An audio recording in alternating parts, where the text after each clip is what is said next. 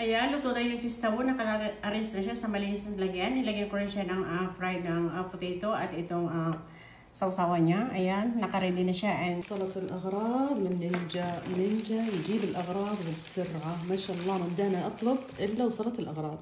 هاي روز. Hi madam. How are you? Fine madam. الحمد لله.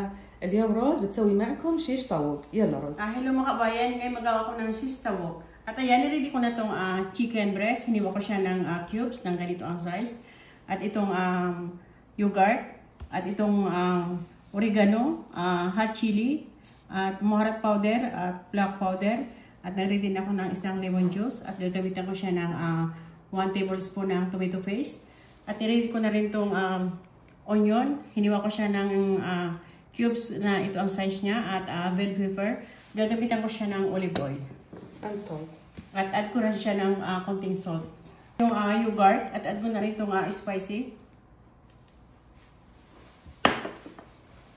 Add itong lemon juice. At add ko na rin siya ng tomato paste.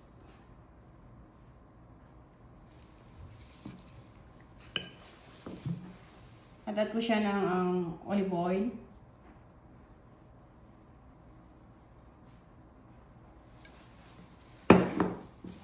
At konting salt. Ayan, i-mix ko na siya. At after, takpan ko muna siya at isit aside ko. Ilagay ko siya sa ref ng maybe half hour bago ko siya i-start lutuin. Ayan, mag-start na ako. Sunod ko itong chicken. حتى 2 بيس عشان هذا سمول.